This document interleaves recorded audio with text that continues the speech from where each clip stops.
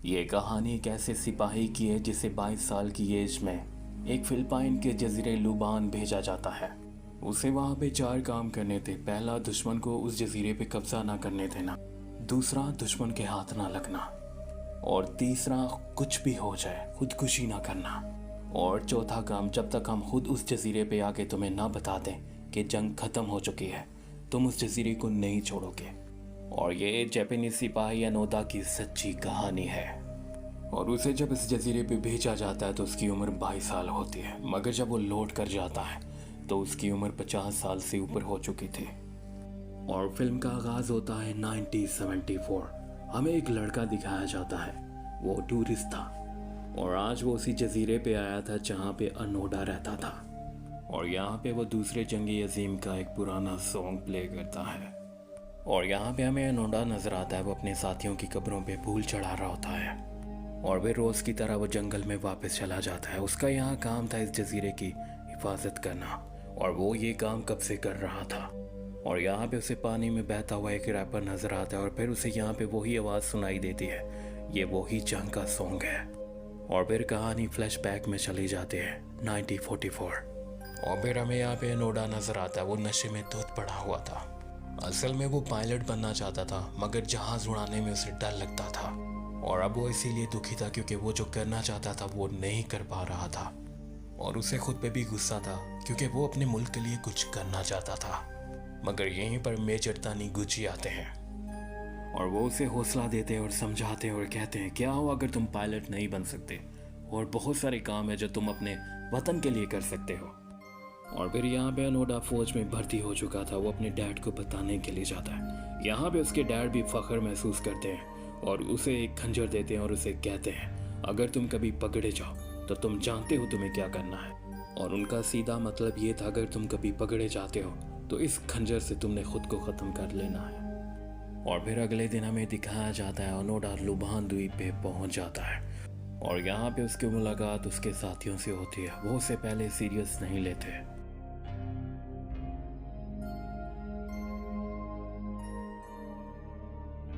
और अब अनोडा अपने एक साथी से कहता है, मुझे खबर मिली है अमेरिका हमला करने वाला है और हमें अपना असला गारों में छुपाना है। और फिर अपने साथियों के साथ मिलकर वो सारा असला गारों में रखवा देता है। और फिर ऐसा ही होता है, उस रात हमला हो जाता है और अब उन्हें पता था वो इस जजीरे पे भी करेंगे। और फिर यहाँ पे उसके ऑफिसर मारे जाते हैं और अब कमांड अनोडा के हाथ में थी।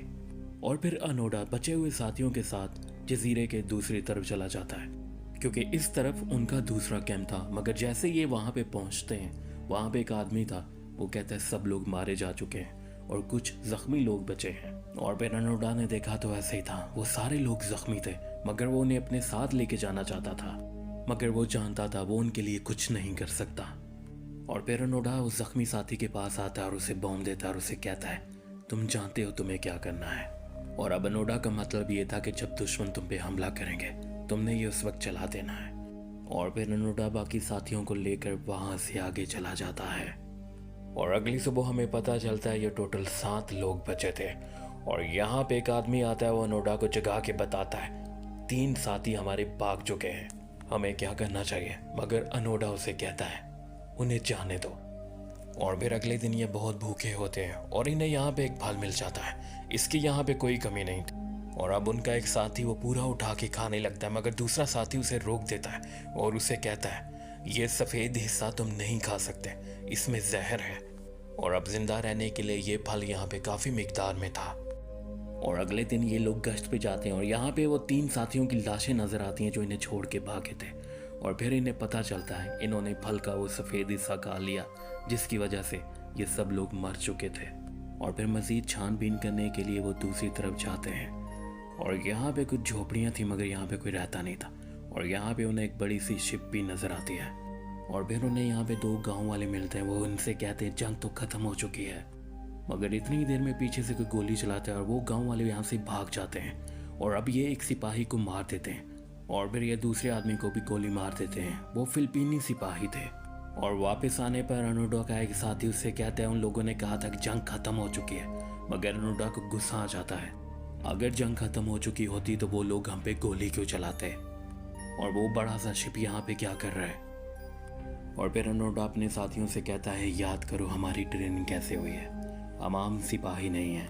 और फिर हमें यहाँ पे दिखाया जाता है इनकी एक खुफिया जगह के ऊपर ट्रेनिंग की जाती है और इन्हें बताया जाता है जिस इदारे का तुम हिस्सा हो तुम्हें हमेशा गुमनाम रहना है और तुम सिर्फ एक गुरीला वार ही नहीं करोगे, तुम कभी भी खुदकुशी नहीं करोगे, तुम खुद को दुश्मन के हवाले नहीं करोगे। और इन्हें यह भी ट्रेनिंग दी जाती है हर मुश्किल से तुम्हें कैसे निकलना है और जंग में तुम हर तरह का फैसला ले सकते हो, तुम्हें कोई पूछने वाला नहीं और तुम्हें बहुत ही खुफिया तरीके से काम करना है और तुम हमेशा गुमनाम रहोगे, तुम्हें कोई इनाम नहीं दिया जाएगा और जहाँ पे हम तुम्हें भेज रहे हैं तुम्हें वहीं पे रहना है और जब तक हम तुम्हें लेने के लिए नहीं आएंगे तुम वहाँ से कहीं नहीं जाओगे।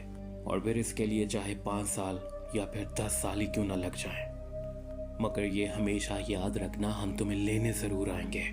और फिर अनोडा अपने साथियों से कहता है, मैं जो देख सकता हूँ वो तुम नहीं देख सकते, ये एक चाल है दुश्मन की। और फिर अनोडा कहता है, मेरे साथ कौन कौन है। और अब वो तीनों खड़े हो जाते हैं, इसका मतलब ये था ये तीनों उसके साथ थे। और फिर ये हर दिन साहिल के पास आते और जायजा लेते और वापस चले जाते। और फिर इन्होंने उस जजीरे का एक नक्शा बना लिया था और ये उस पूरे नक्शे के मुताबिक उस जजीरे की छानबीन कर रहे थे। और फिर यहाँ पे एक आदमी नोटिस करता है इनके एक आदमी के पास हमेशा चावल होते थे और फिर वो उससे पूछते हैं, ये तुम कहाँ से लेके आए हो। और फिर वो उन्हें बता देता है पास में एक जजीरा है जहाँ पे लोग चावल की खेती करते हैं। और फिर ये लोग वहाँ पे पहुँच जाते हैं और अब ये लोग गोली चलाते हैं और वो किसान डर के भाग जाते हैं। फिर ये उनका अनाज वहाँ से लूट लेते हैं और वापस आ जाते हैं।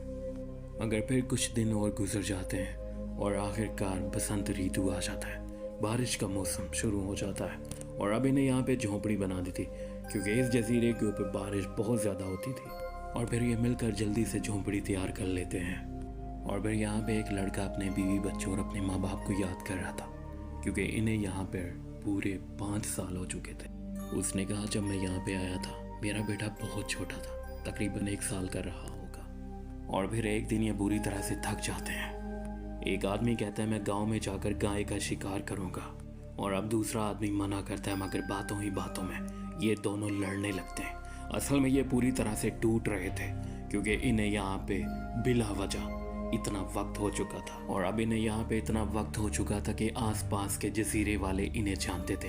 वो जानते थे यहाँ कुछ लोग रहते हैं जो उनका अनाज लूट के ले जाते हैं, उनके माल मवेशी मार देते हैं और फिर उसके बाद एक दूसरे को पीट पीट के ये थक जाते हैं और फिर छोड़ देते हैं। मगर फिर भी ये अगले दिन गाँव में पहुँच जाते हैं और यहाँ पे एक गाय को मार देते हैं। मगर इन्हें नहीं पता था गाँव के लोग अपने माल मवेशियों के साथ होते हैं। और फिर ये लोग जब उस गाय को उठाने के लिए जाते हैं गांव के लोग इन पे फायर खोल देते हैं और अब दोनों तरफ से गोलियां चल रही होती हैं। और फिर इनके एक आदमी को गोली लग जाती है और बुरी तरह से जख्मी हो जाता है। और फिर अनोदा बिना देखे गोली चलाता है, उस गांव वाले को गोली लग जाती है और फिर ये उस गांव वाले को अपने साथ ले आते हैं। और अब इनका साथी मर चुका था और फिर उसके बाद ये गाँव वाले को भी मार देते हैं। और फिर अगले दिन इनका तीसरा साथी अनोदा से कहता है, मैं मरे हुए साथी की कब्र पे जा रहा हूँ। मगर अनोदा जानता था ये इंसान हमें छोड़ के जाने वाला है और फिर इसलिए वो उस पर गन तान देता है और उसे रुकने के लिए कहता है, मगर वो नहीं सुनता और अनोदा उसे गोली नहीं मारता, वो उसे जाने देता है। और फिर हमें यहाँ पे दिखाया जाता है इस आदमी को गए हुए 1 साल गुजर चुका है।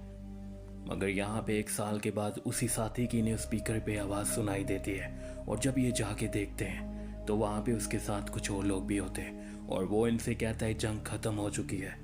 मगर अनोदा उसे गद्दार समझता है और रोने लगता है क्योंकि उसकी ट्रेनिंग के मुताबिक अगर कुछ ऐसा होता उसकी हाई कमांड उसे बताती और अनोदा अपनी जगह पे बिल्कुल ठीक था क्योंकि उसे बताया गया था जब जंग ख़त्म होगी हम तुम्हें खुद आएंगे लेने के लिए और फिर उसके लिए चाहे 5 साल लगे या 10 साल हम आएंगे ज़रूर।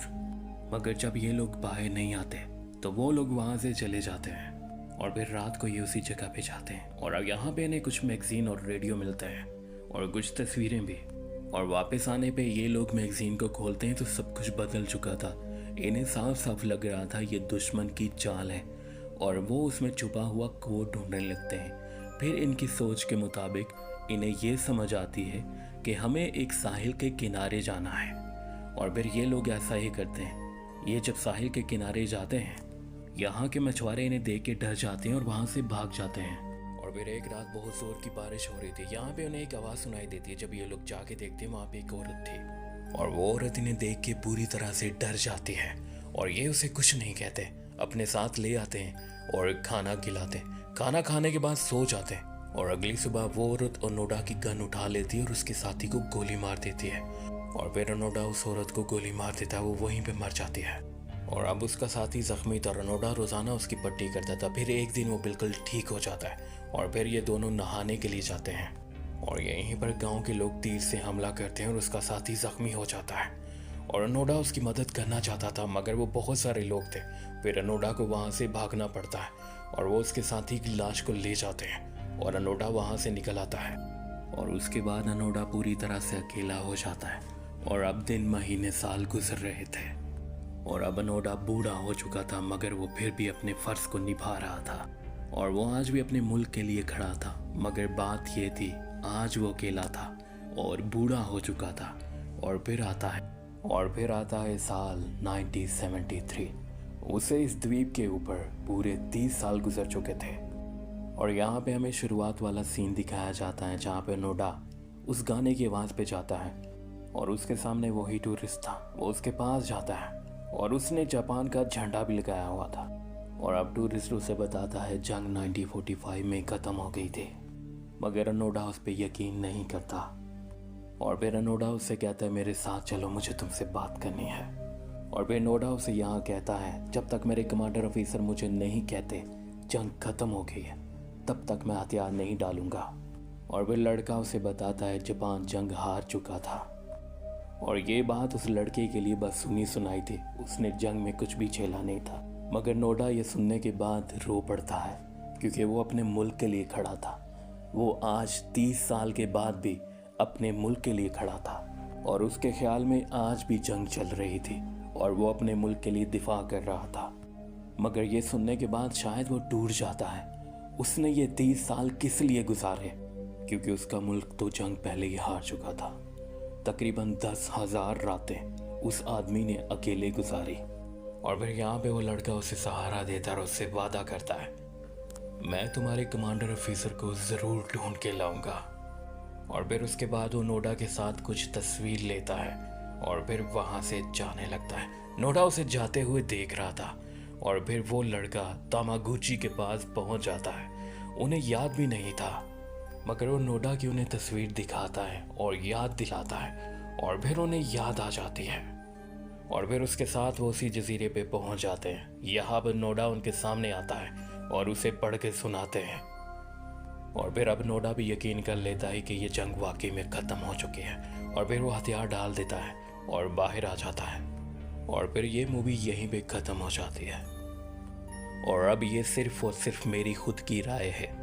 ये कहानी एक मुल्क के लिए बहुत बड़ी थी मगर अगर इसकी एंडिंग भी वैसे की जाती। खैर, आपको ये कहानी कैसी लगी? फीडबैक में अपनी कीमती राय का इजहार ज़रूर कीजिएगा।